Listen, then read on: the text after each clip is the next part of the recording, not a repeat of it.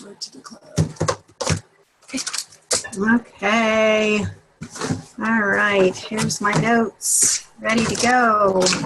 Hello, hello, hello. Hello. We are down to the end of this. And by now, people are probably realizing where their chinks in their armor are in their businesses. And hopefully, they're deciding to do something to change it. I know that it's a process. It was interesting. I was going through some notes this morning, and there was a whole section, hey, Jana, on you know, the 90-day turnaround on your business. And that, you know, I've said in the past that, you know, a business is more like cook and serve pudding than it is instant pudding. You know, if you do get instant results, usually, you know, it's okay. It tastes good at the moment, but it isn't something that is lasting.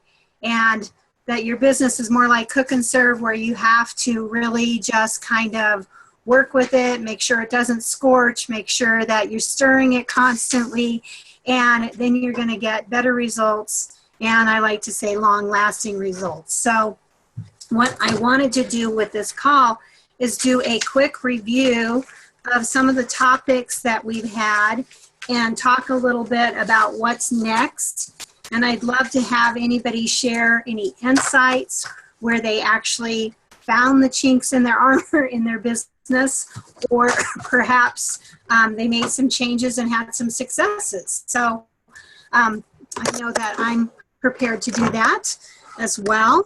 I am not the perfect Pampered Chef person and never have pretended to be. So it's easy for me to share with you my weaknesses and my strengths as well. Okay, so here we are. Our very first class that we started with this course was on your why. And, you know, maybe this is an area that you can really kind of share with people, you know, why you do this business. Oh, good. My lovely office assistant got me a glass of water. It's been about 5 weeks since I had this cold, and I still have this tickle cough thing going on. You know, so Barbara Duke really hammers in that you don't do this business unless you know why you're doing it, and that when you put clear objections in place, that you're more likely to succeed because you're working towards something. So hopefully the very first thing that you did and you're taking notes on today is, you know, that you have a clear-cut why, and that that's a driving force in your business. So that's kind of important. The next thing that, the next call that we had was on prospecting and booking away from shows. And really, this is how you plan to grow your business. And it doesn't happen by accident. This is something that we work towards, and we make a system. Karen Chisholm led this class, and let me just check with Dana really quick. Dana? Oh, she stepped out to take an office call. I led the course on the why. Dana, are all of the calls still up someplace where people can access them? Okay. The calls are on the Zoom, and the other ones will be on Facebook. But when we're all done, I'll put them all on Facebook. Okay.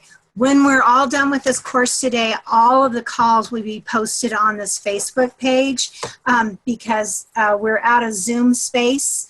And so some of them are going to be YouTube and everything, but we just thought if we just kept it all together, you could go back. If you missed one of the calls, you could fix that. So Karen Chisholm shared prospecting and booking away from shows and some things that she does about pampering businesses and just dropping in.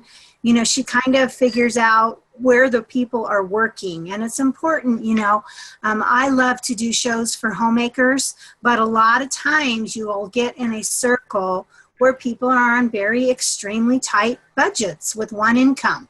And the great thing about Pampered Chef is that we have, 30% of our line is under $25. And excuse me, I'm going to take that away. I think it's actually higher than that, but I don't want to misquote. So a large percentage of our Pampered Chef line is in the affordable range for most people if they just buy one thing or a couple of things. And they're going to last them for years, and they're going to have high quality products. I always like to joke that Mama says if you don't buy nice, you buy twice, which is a fun little thing that you can share at your shows. But the fact of the matter is sometimes you need to have a mix of types of shows, from working people who are super busy and have a little more expendable income, and then also people who are, homemakers. So mixing up your shows, figuring out a plan on how to build your business, because there are bookings from zero, zip, nada, zilch, which is just starting your business and you're trying to contact friends, family members, and get them to bring other people in. Or there are bookings that are from your shows. And so Lisa Holzerlin held call number 3, and she talked about booking at your shows. And one of the things that this call is about is analyzing your business, analyzing where you're at personally and analyzing your results. And to be a little data driven, you want to take a look at how many people are attending your shows, what your show average is, what your per person average is. So when somebody buys something at the show, are you really doing a good job of selling the gift with purchase or whatever the monthly special is? Is that something that people are reacting to because you've brought that item with you and they see it, they want it, they see the value of it, and that drives your per person order amount average up? So really kind of looking at, how many bookings am I getting at each show? And Yolanda Easton shared a video called "It Isn't Over Until You Have," hi James, you have two shows booked, and really working on making sure that every show replaces itself with 2 bookings, because we know a percentage of the bookings are going to fall off. It isn't just okay to replace that one show with just one booking. And so Yolanda Easton shared a video on that, and I'll make sure that's connected as well. But Lisa really shared that, that you need to be fun, and that you need to be having fun with your customers and them having a good time. And that you need to share why people might want to have a show and repeat the experience multiple times in multiple ways. It might be about what upcoming theme shows and party packs are. It could be about higher priced items. It could be about groupings of items. It could be about gift giving. It could be about the free that the hostesses get. But the number one reason people book a show is because it was fun, and they think their friends and family are going to learn something and have a good time too. So Lisa did a really great job on talking about booking at your shows. But be data driven. Go back and look and see what are you averaging for your bookings at each show that you also, if you're doing alternative shows like virtual shows or catalog shows, are you working on getting bookings at those shows as well?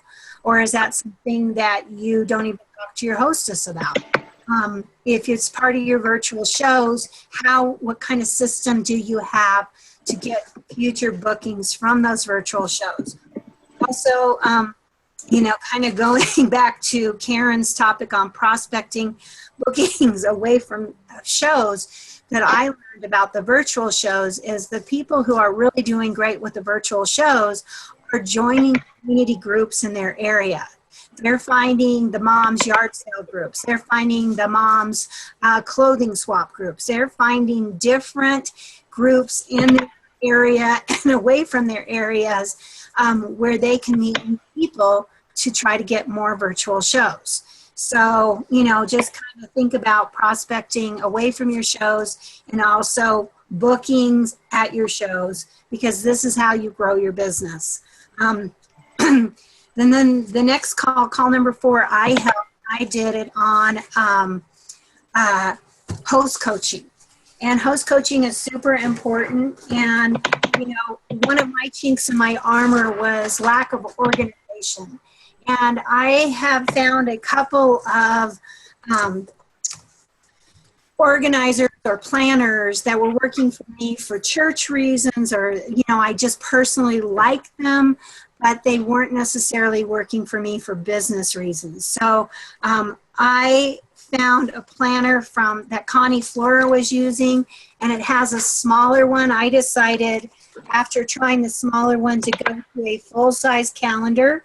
And one of the things that I started to do is to put my host coaching by month in front of my own planner, so that it's all right here with me, and I am organized for my show as well, and that I can do it month by month.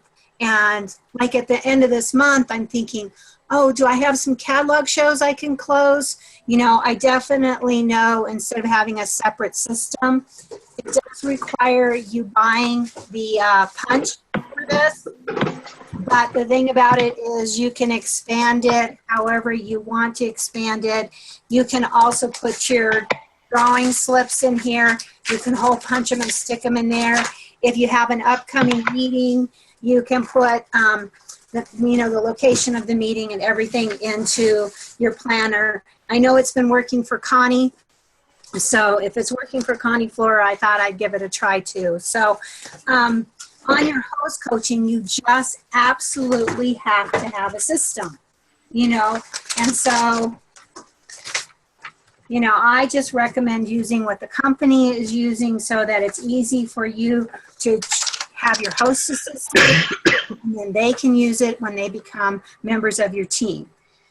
So this is a bridal shower host coaching information sheet where I have the information, and then I also hole punched and put in my binder her wish list as well, so that they're right there together.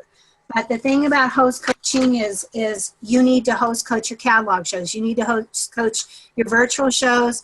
And when you really learn to host coach, you're going to learn to consultant coach and coach your new directors and your upper leaders as well. It's just learning a system. So I recommend using the company system. So,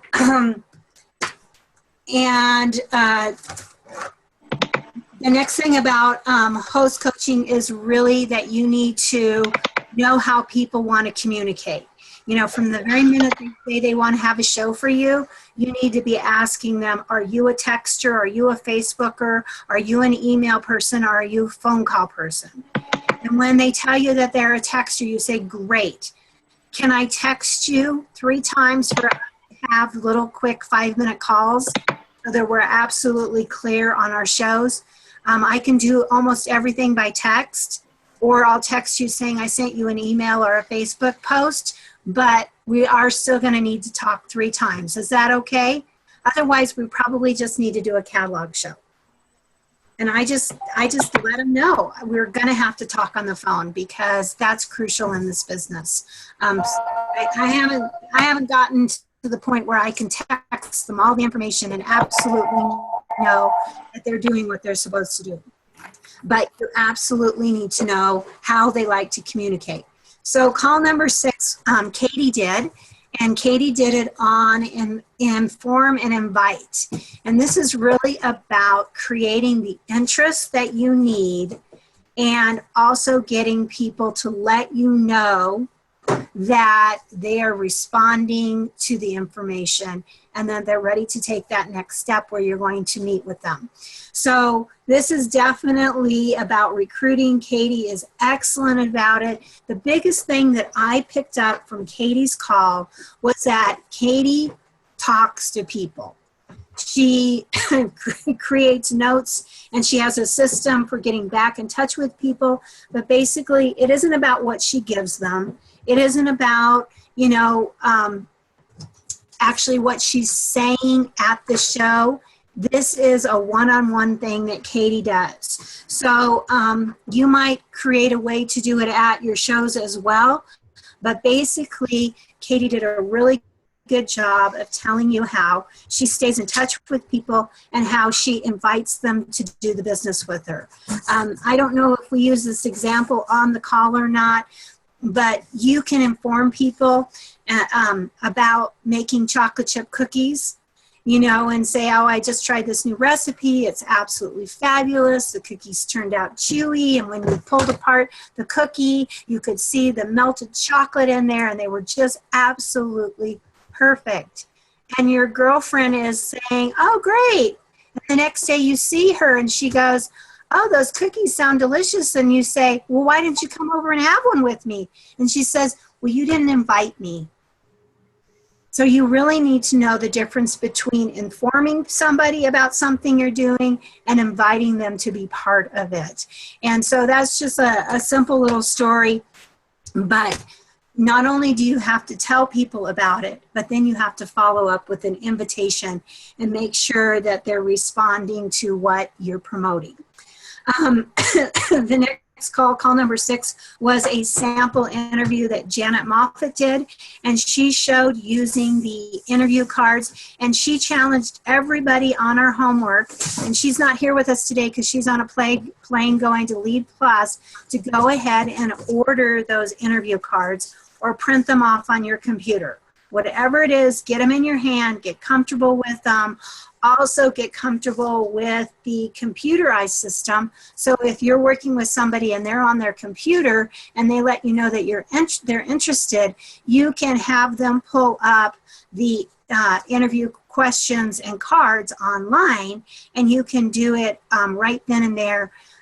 Instead of meeting in person, you can do it through the computer as well. So basically, what you want to do is make sure that you feel like you can overcome objections and answer the questions and practice a little bit. The system is online, the training is online, and she just kind of covered, what she says and what she does and how it works for her. Recently, I know she did the state fair because I worked a couple of days with her, and she's had some good interviews afterwards where people have wanted more statistics. And so those cards are a starting place. Sometimes you're going to have to add additional information to them, but most of all, this shouldn't be a scary thing to ask somebody to sit down with you and have a soda or whatever it is that you want to do and just kind of go through these cards. Whether they're at their home and you're in your home, you should still be able to do it.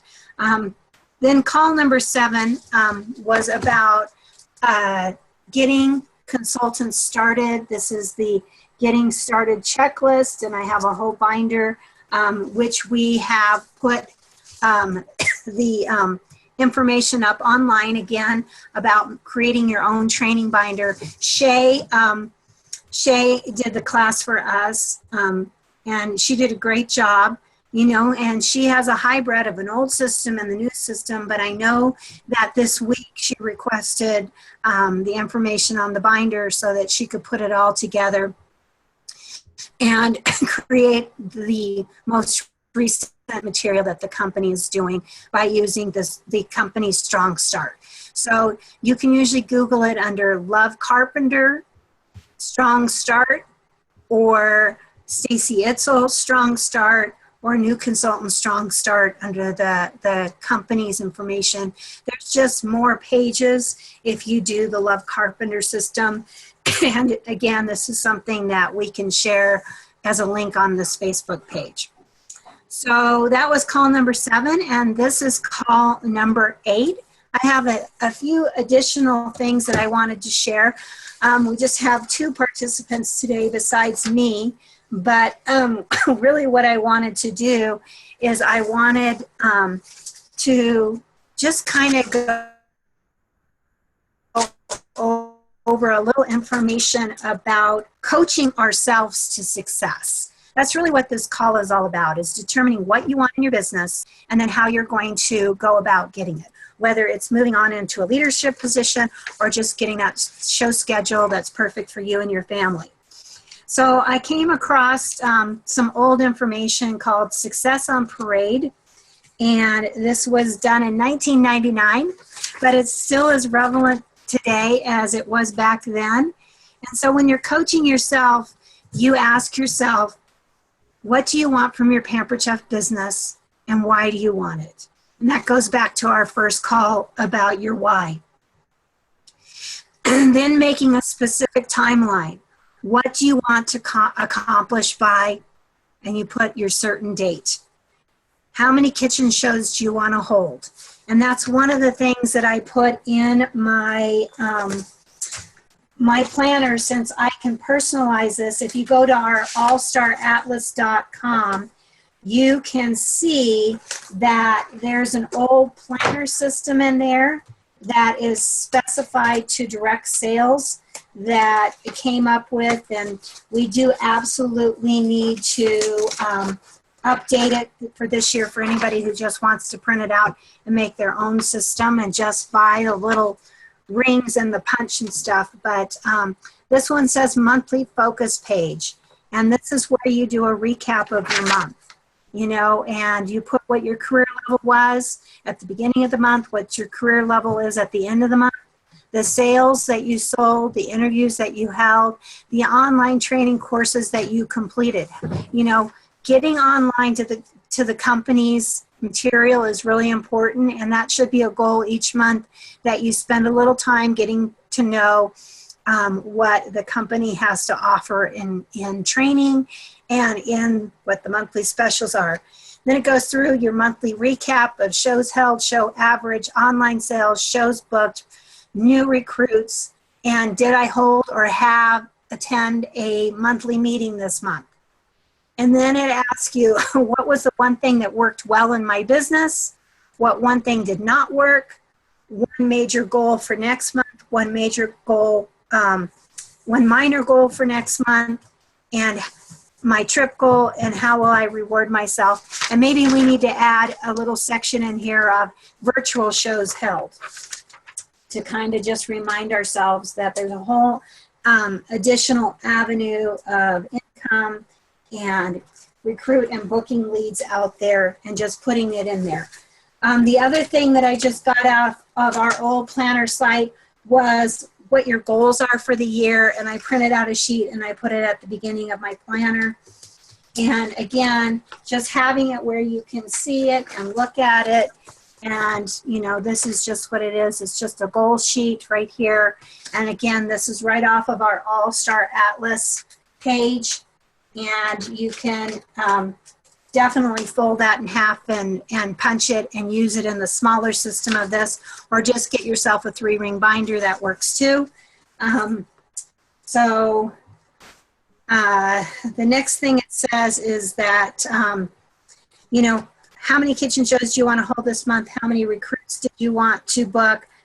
What would make you feel good about your business? I think that's an important question. You know, is it something that you're working your business 15 minutes or an hour a day and you feel like you're moving forward? Is it data results that you want to earn a certain amount each month? What makes you feel good about your business? Is it the communications with your team members and feeling like you're helping somebody? What exactly is it? So this is how my brain works. I get distracted. But Jana, I think we have the exact same earrings on. Are they Zapata? It's so funny. I just can't, you know. So that's, you know, Deena chasing something shiny. Obviously, I'll share my little weaknesses in a minute at the end of this call. But what would make you feel good about your business? What about the current incentive program most appeals to you? Are you working towards the free items that you can? Do you even know what the company is offering right now? Are you chasing any carrots? Are you trying to earn a trip? You know, is there anything that is moving you forward? I just created, and I've had a series of challenges to get people to start booking and maybe like kind of reporting what they're doing, you know. And so I just started a new booking contest for October. Yeah, and there's 31 days in October, and I want people to register their shows. And on one of those days, we're going to pull out 31 and see who has shows on that date. And somebody's going to get the double burner grill pan for free. And so this is a big deal, but everybody needs to register their shows on certain dates. And sometimes if you're not excited about something, you need to create some excitement yourself.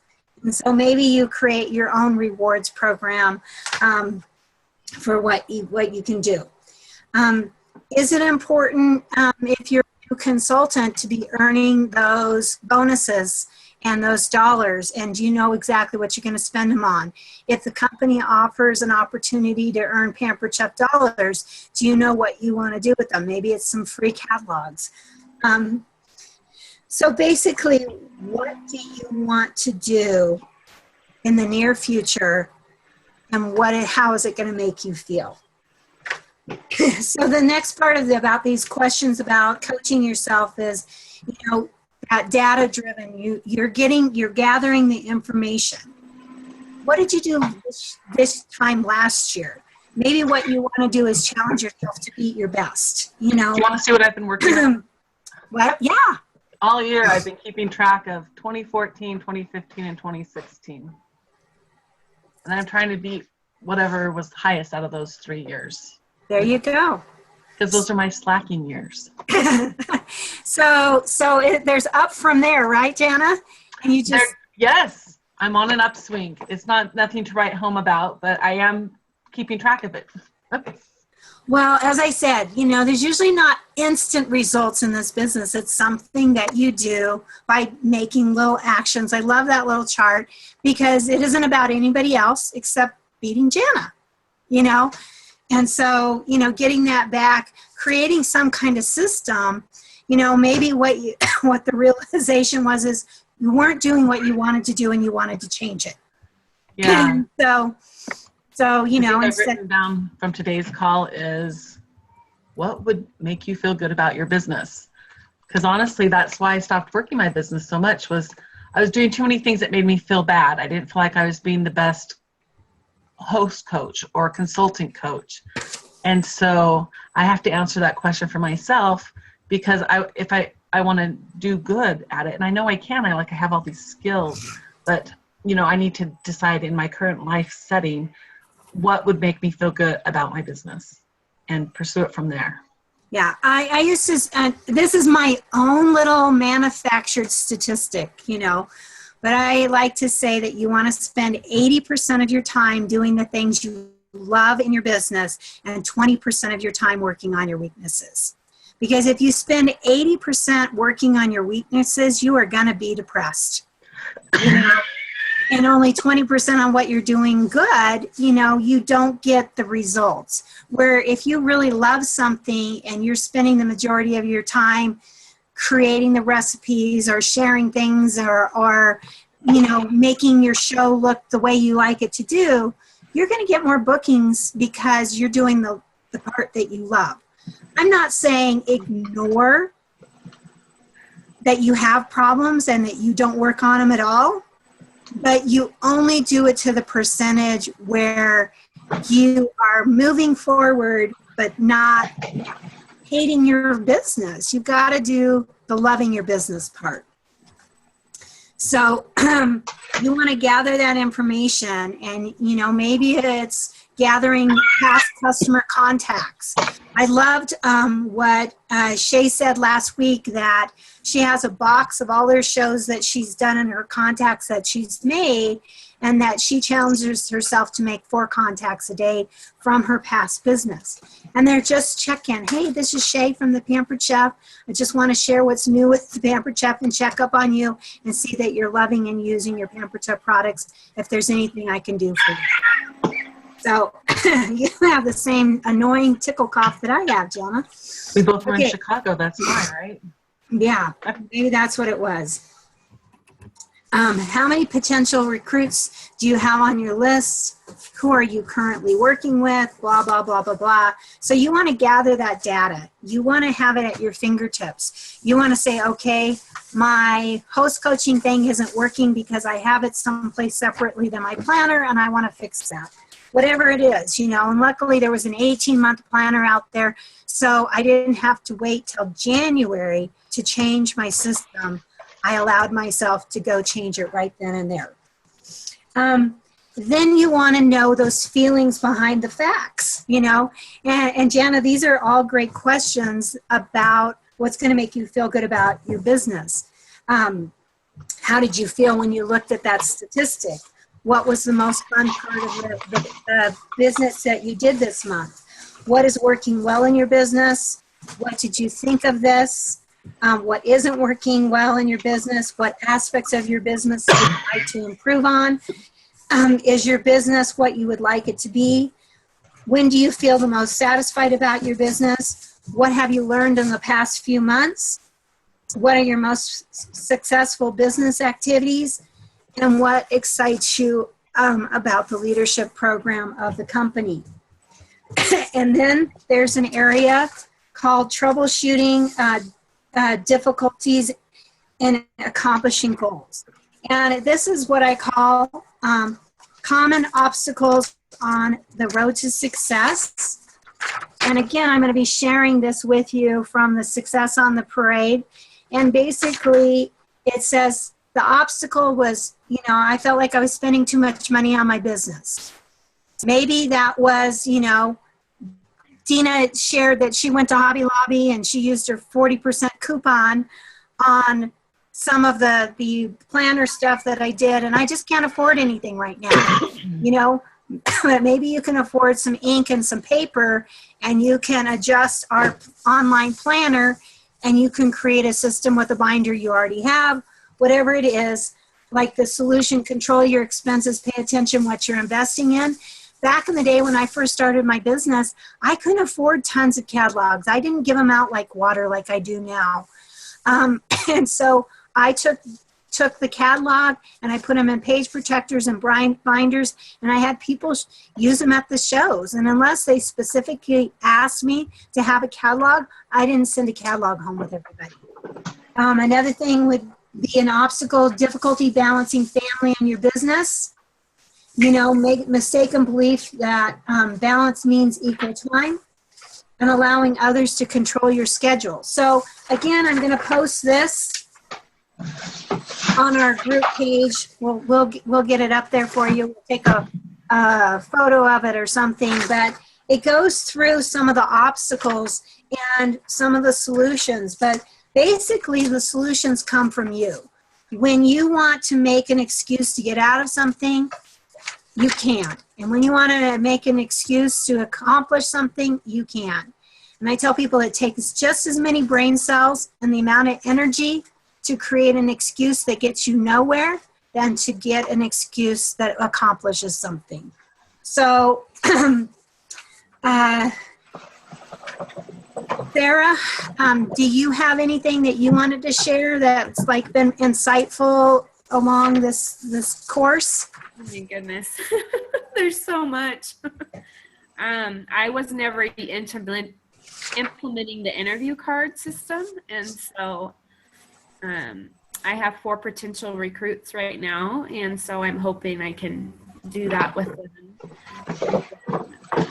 I mean, and you can even ask them to let you practice on them. Say, I just took a class. Could you help me by allowing me to practice with you on this? So, even if it's a member of your family, you know, you can do that. Okay. You guys have given so much information. It's just such a wealth of knowledge. I have a lot I'm working on. You know, and the great thing about it is if you want more information, you can go back and repeat the calls over again. And the next time we teach it, we'll have different teachers teaching different things, so you can see if there's something that's more your style or whatever. Looks like we had another person join us. Trying to join us. Okay. I know for me, my big takeaway from this call is that I needed to spend more time with my team members and more quality focused time in the office. And I also needed to get back to systems that worked for me and get a little more organized. You know, I mean, we just had a major wedding. I took my mom on a huge trip, and all kinds of excuses and clutter. But it's all calmed down now. And the thing is I have to sit my seat in this chair and I have to go back to work. And that was my biggest insight, whole entire thing. I'm really good at coming up with solutions, but now I have to completely implement them. So another thing that I found was on the benefits of achieving our goals. By establishing and achieving goals, you realize a number of benefits, and you use goal setting to accomplish this. And it helps you grow in many directions at one time. So even though you set a goal for your business, it helps you set goals where you learn to have self-mastery over yourself. So it isn't just about the business, it's about growing as a person. It also helps you manage your time. No matter what the obstacles are, someone with a worthy goal can do whatever it takes to achieve it. You know, and so that was something that came back to me is I have the same 24 hours that everybody else did. And also when I was really excited about growing my business, I found the time to make it happen. Even with a busy kid schedule and everything, I found the energy and the time to make my goals worthy of achieving them and to celebrate it when I did achieve those goals. Also, by goal setting, it makes you stretch and go, and you can achieve things that you never thought you could, you know? And that's really great because, Sarah, you just shared that now that you kind of focused on it, you have 4 recruit leads, and that's stretching and growing. And now the next thing is you stretch and grow by learning to do that interview, and maybe you've never done that before. It also helps you build positive attitudes and self-confidence. You know, Jana, when you get back on track and you're beating, you know, your best from the previous years, that's kind of a fun thing, and it makes you feel positive about your business again. And even if it's not the top person in the whole company, we don't have to be the top. We just have to set appropriate goals for our lives and then be a goal getter, a goal setter and a goal getter. But always remember, it's not what, above all, always remember it's not what you go after that counts. It's not what you go after that counts. It's what you become along the way that really matters. Making goal setting a habit and following through by making a plan to achieve your goals. You know, and it's funny because I used to say, you know, one of the benefits of this is I was setting a good role model for my kids about goal setting, and that they knew how to goal set, or they knew how to go after things by watching me in my business. And my kids are all grown now. They still see that I'm working my business, but it's really fun because my granddaughter now has a desk set up in my office, and she likes to come play Pamper Chef with Grandma. And she did the farmer's market with me on Saturday, and she passes out catalogs, and she talks to people about, do they want to have a catalog? And then she also, if she sees kids, she says, oh, well, we have a new kids line. And it's so fun to see that influence on other family members. So it really is about what you're becoming. So kind of in conclusion, I found this thing about balancing our roles. And, you know, one of the biggest points, and you might want to just kind of, you know, have a little bit of an outline right here, is that you want to ask yourself 2 questions every day. What can I do today to move closer to my goal? And what is the single most important thing that I need to accomplish today? And so instead of making that huge to-do list that we tend to do as women, you want to make a to-do list that has 3 things on it. If you absolutely kind of have to do a brain dump, sometimes I just have to get it all out of my brain. Then I make that huge to-do list, but I hide it. And then I go back to what are the 3 most important things that I need to do today. I start with the thing that is the shortest thing to accomplish. Because what feels really good is to get something completely done and not to create a pile where you started something but you didn't accomplish it. So there's something that creates energy in your brain when you accomplish something. So I usually start with the thing, one of the 3 things that is fastest for me to accomplish. So making that to-do list, also getting the things done that are the most important. The next thing that you can do to manage your time is to create a 2-week time log.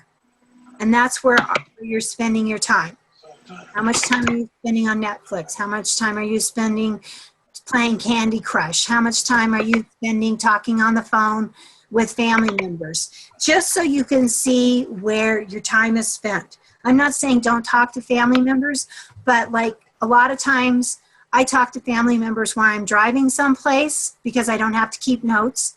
I talk to family members on Sundays because I don't work my business on Sundays. So I try to do those kinds of things on Sundays. My daughter and I can talk on the phone 3 or 4 times during the day. And so when I'm really focused, I always ask my daughter, okay, let's talk once a day and go over everything because I'm trying to focus and get back on track. And she totally is supportive of me and understands it. So it's not a problem. I can't do that with my mom, but I can do that with my daughter. You know, she would be offended. So the next thing that you can do is do the related tasks at the same time. So if you're doing your host coaching, try to do all your hostess coaching at one time if you possibly can. I mean, we're still trying to pay attention if somebody says they need to be called in the morning or somebody needs to be called in the evening. We still want to be sensitive to that, but maybe what you do is if you're a leader in this company, you spend Monday working with your team and getting them focused and going, and then you spend Tuesday working on your own personal business. But try to do related tasks at the same time. It's really hard if you're ping-ponging all over the place, you know, and again, creating those systems that work for you. The next thing is to utilize technology to manage time and priorities. That could be an electronic calendar, that could be an electronic calendar and a paper calendar, whatever works for you. But I have to set those reminders. It could be as simple as having a digital timer where you say, I'm going to do an hour's worth of work. You set your timer. When that goes off, you give yourself 10 minutes to wrap up whatever you're doing and you walk away. You know, you can utilize technology to manage your time and priority. Maybe it's sync share for the virtual parties or post my parties. Maybe there's some kind of technology out there. So if you're doing multiple virtual parties in one day, it's easy for you to handle all of your posts. There's different ways that you can manage your technology and time and priorities.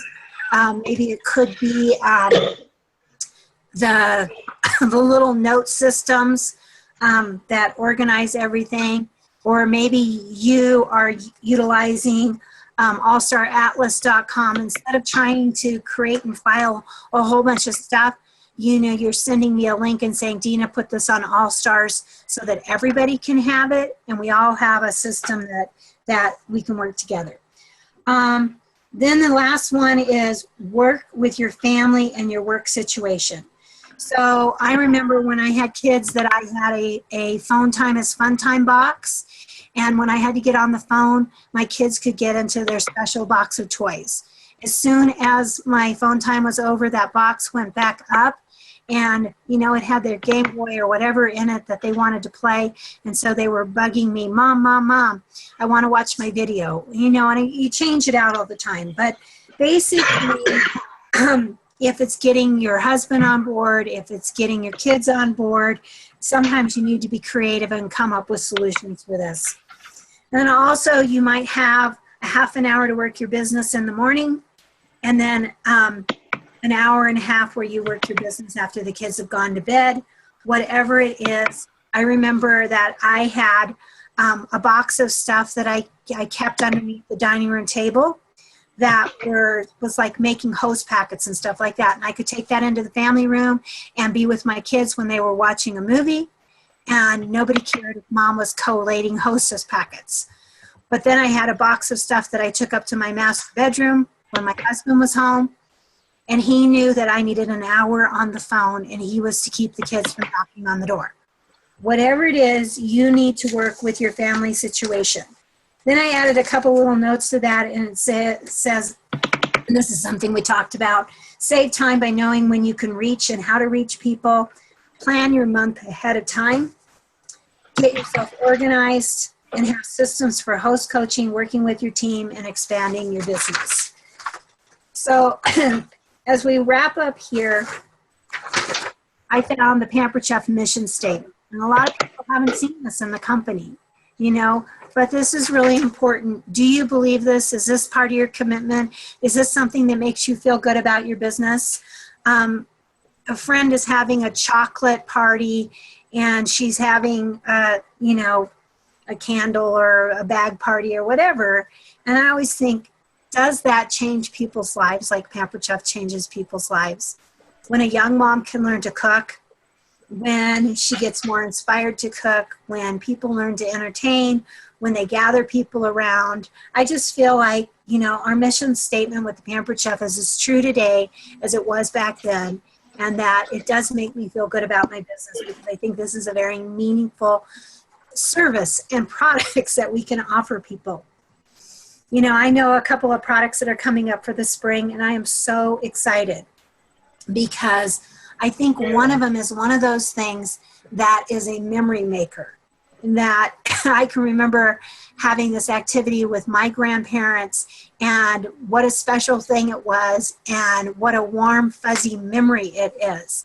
And then this is something that we're going to be able to offer to people coming out in the spring, and that's all I'm going to tell you. I can't tell you because I really like my job and I don't want to lose it, but it just makes me feel good about my business, you know?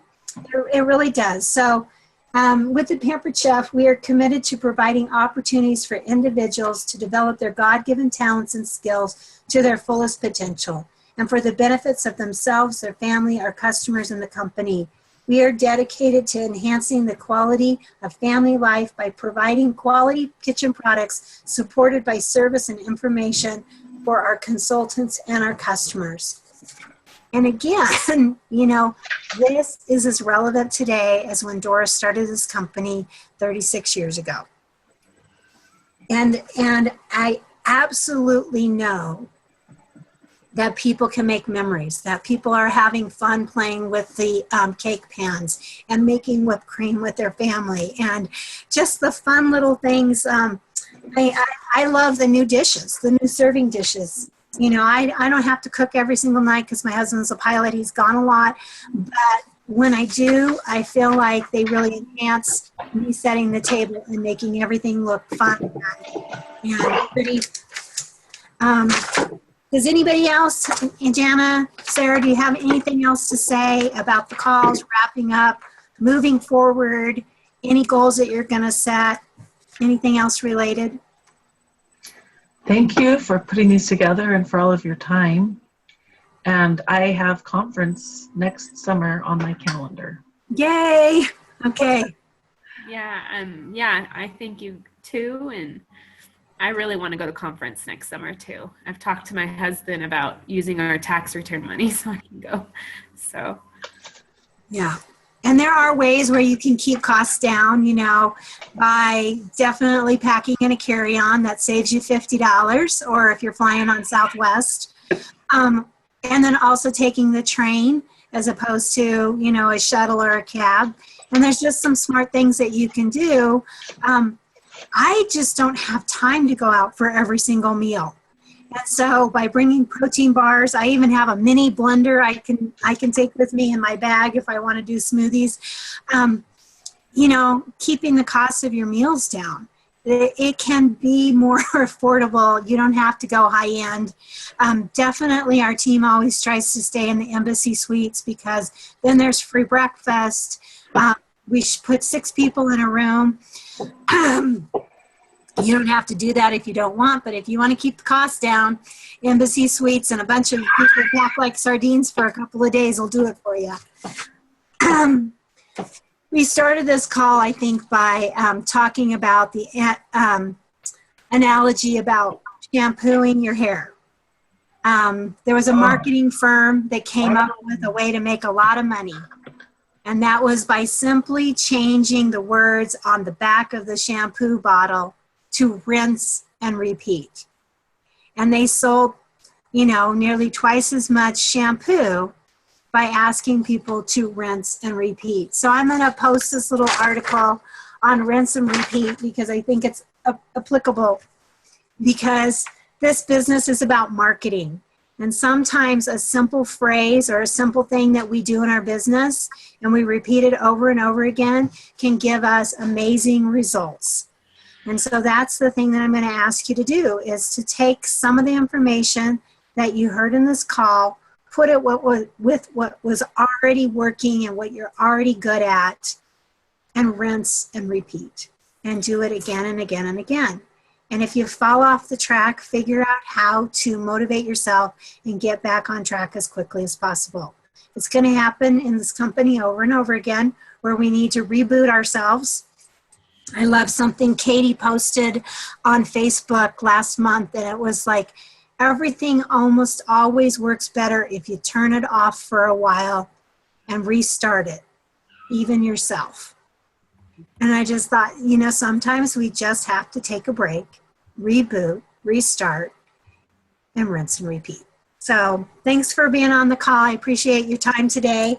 I hope a lot more people join us on the replay. It seems like people have enjoyed having it.